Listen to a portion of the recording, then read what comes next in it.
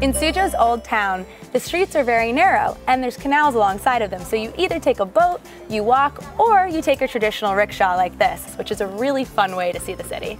Suzhou's old town is much like it was 2,500 years ago, which is what makes it so special.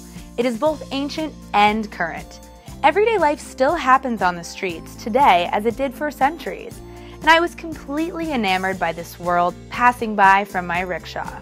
Many traditional arts that Suzhou is famous for are also still practiced today. Suzhou was a prosperous cultural center for centuries, and it attracted artists and supported high art pursuits, including calligraphy.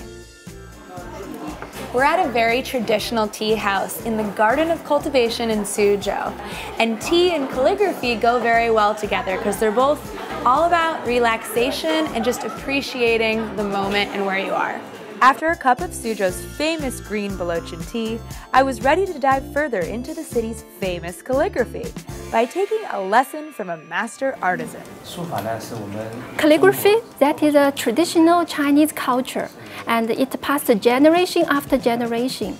And up to now, we still have a brilliant history.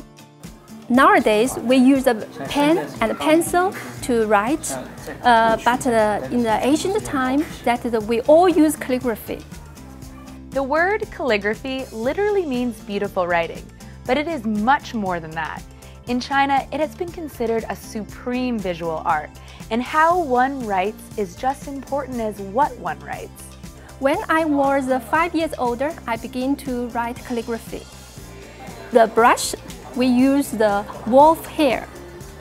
The paper, we use the bamboo. You see the bamboo over there. We just use this kind of bamboo to make the paper. In Suzhou, we have a special school that is called the Wu School because Suzhou, the nickname is called the Wu. And they contribute a lot for traditional Suzhou culture. Suzhou's Wu School was actually one of the most premier professional literati schools, focusing on painting, poetry, and of course, calligraphy.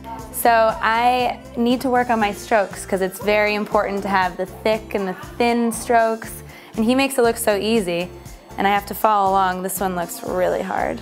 I followed Mr. Zhang as closely as I could. Okay. It takes so much time to make one character. But his swift strokes were beautiful and controlled, while mine, well, they definitely required some more practice. We didn't speak the same language, but we communicated through these strokes. I can understand why it takes many years to learn how to do this. It looked like it was going to be easy, but it is not. Some were slow, some were fast, some soft, and some used more force. There's a specific order to each stroke for each character as well. Yes, there's a lot to learn. It's okay? It's being nice. My family like to do calligraphy. From my grandfather to my father and also we do calligraphy all the time. So this one means great, this one means pretty beautiful, this character means Sue, and the next one means Joe, so it's Suzhou. So at the end we stamp our pieces of rice paper, and this stamp is a phrase that he really likes, which means if you are satisfied, you will be happy. And I like that too. So I'm going to stamp. And all master calligraphers sign their work, and this is his name right here on the stamp. And you stamp it.